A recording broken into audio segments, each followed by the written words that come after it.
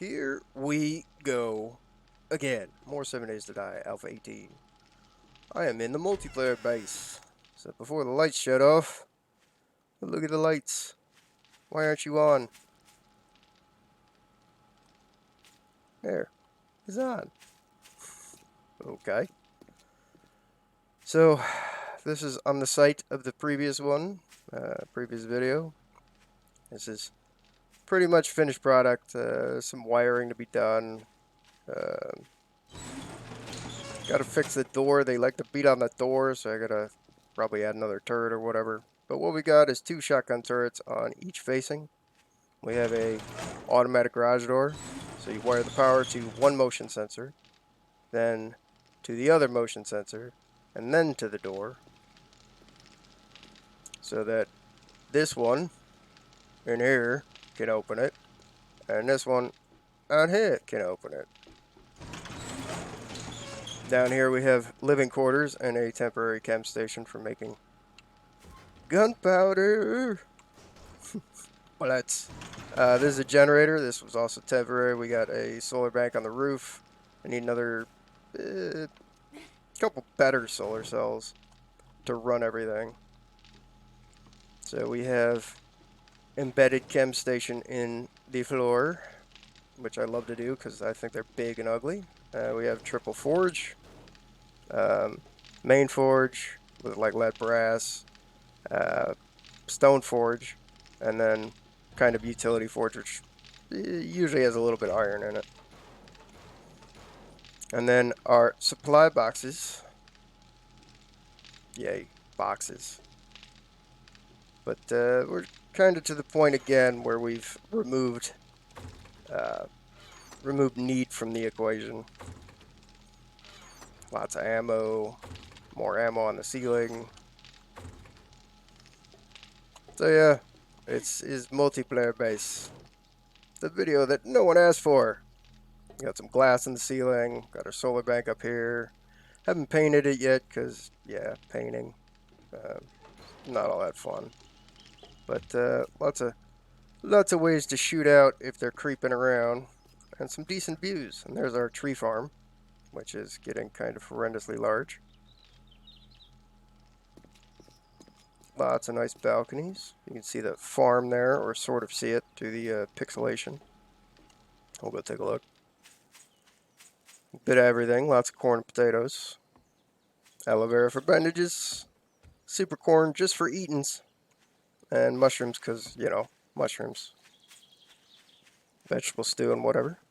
And we added the garage door and kind of threw everything off a little bit, and they like to beat on the walls here. So we've got some dart traps linked to a motion sensor, a little hatch to reload the motion traps with, or the dart traps.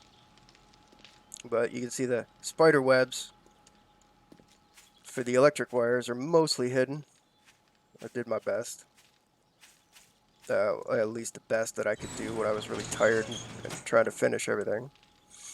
But the lights kick off at like 6:30. They're on a timer relay from the roof. But yeah, still need a little bit of work in here to figure out, you know, put in a doorway and finish one's cobble, one's concrete. You know, everybody's personal little storage boxes, bedrolls, whatever. Little kitchen area, sort of. It needs decorating. Somebody was supposed to do that besides me because I don't really decorate much.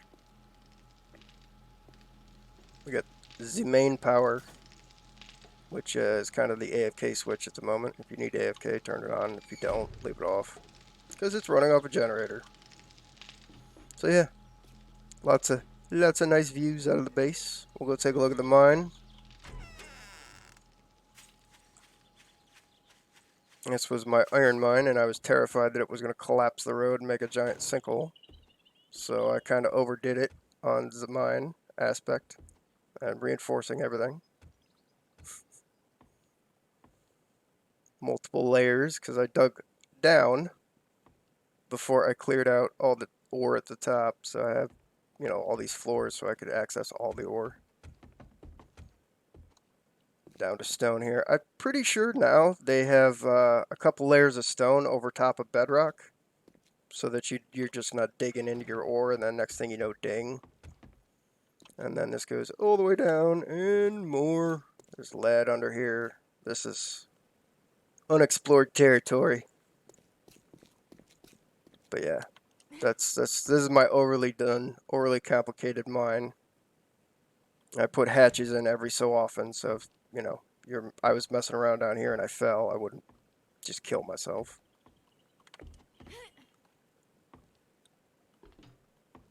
Yeah, it's overcast.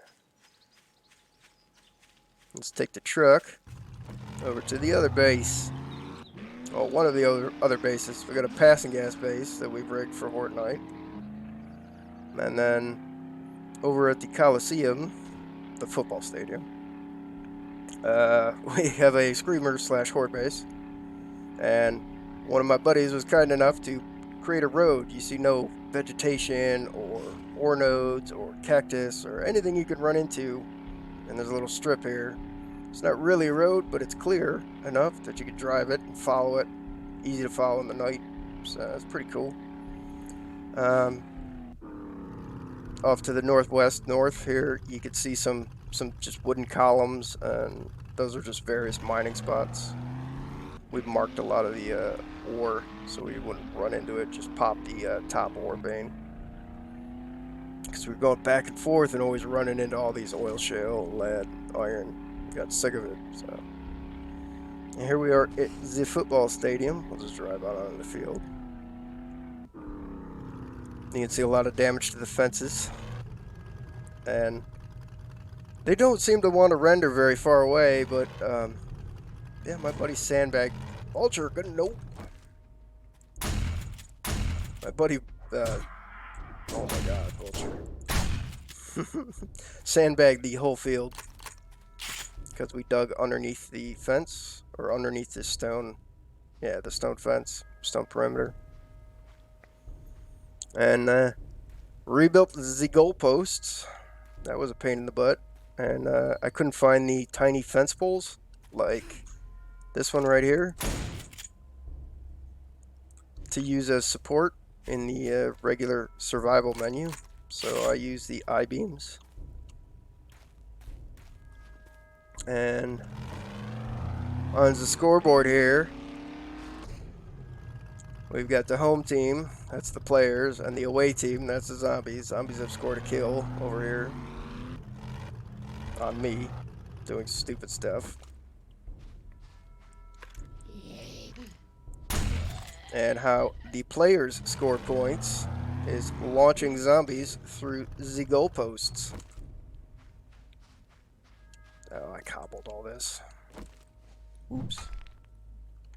Alright, let's get the toy out. The base building only toy. So what we got down here is a steel pit. This is all steel.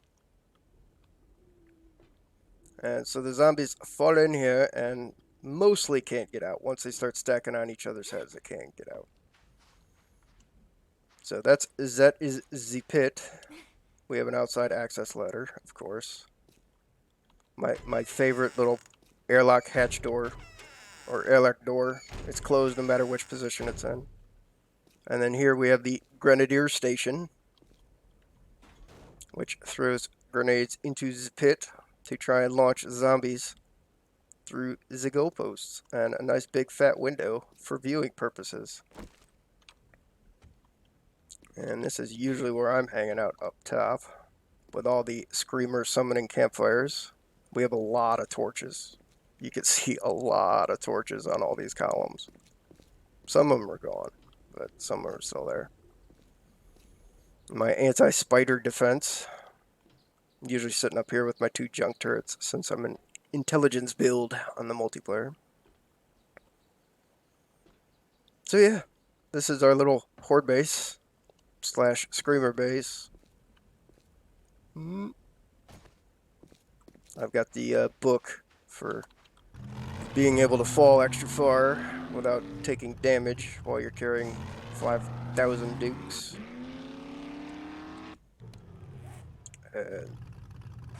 Up north, back across the sand here, we've got the passing gas base. Screamer base is extremely effective. It's a drop base, you know. It's got the wedge tips, pointed straight up with the tip straight up. The zombies see that as a path, but they can't run across it. Players can if you just run right on the tip. So it makes the zombies drop into the hole for easy launching. Zombie field goals. It's not a regulation field goal, but it's close enough. Hi, Mr. Burr. We're busy, or we would stop and shoot you in the face.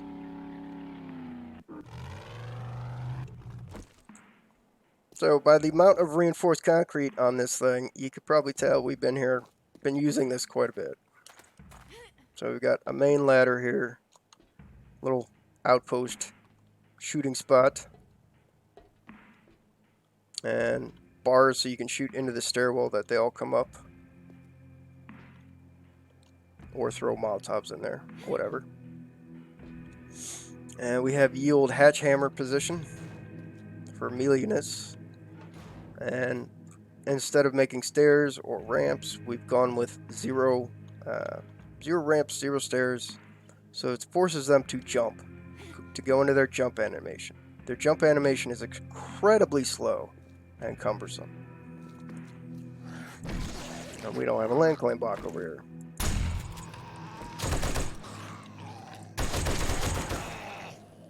Good enough. A couple more will come bother us. So we got a bunch of barbed wire. Just regular barbed wire fences, no hack stuff. We'll go inside in just a second, but this is my spot, and I set up my junk turrets right here to cover the opening in the wall. You can see the opening in the wall there. But so one up like right here, and right here, and shoot the guys as they're working their way, chewing their way through the barbed wire. Got a nice ladder up to the top, and various bars and shooting positions, so you can get just about wherever you want. Was designed, we have 4 people playing, so I wanted to make sure that we had shooting positions for wherever anybody wanted to be, and the ones that are the most used are the most reinforced. Yeah. So let's get down inside. We also have another ladder here. Gonna have to clear out some zombies just to get in the horde base. Won't be too hard with the M60 here. Go away. Go away, I'm busy. I'm saying look at my things a lot. So what we've done here, again, is just some rows of blocks. I mean, if you don't want to use barbed wire, I highly recommend this for horde bases or just regular bases. If you want to defend against the waves of zombies, it forces them to go in their jump animation, slowing them down. So they come down here and they jump a couple times. They got to jump and get down in here. It seems to work pretty great. I mean, it looks derpy as hell, but they took my barbed wire away, so got to do something. Most of the ceiling is gone in here, so I don't think the zombies that spawn in the ceiling will spawn in here. But you can see we reinforced concreted most of this wall, and I've doubled up the nearby spot here, and that forces them to come to this opening and have longer to get to the top there, to get to our hatch hammer guy, which for once is not me. So yeah, that's our multiplayer basis at the moment. Probably going to put some outposts up along the corners of the map, or the traders that are closest to the corners of the map. So something like up here, just a little outpost. So if you're out and about and it's about time to log off, something like down here in the sand, you just have somewhere else safe that you can log off. or just dump stuff if you're feeling lazy. So yeah, Horde Basis, multiplayer. Look at my stuff edition. I pretty much built all this stuff, so yeah, look at my stuff. So if you watch this and watch me ramble and talk about nothing but bases. Thanks for watching.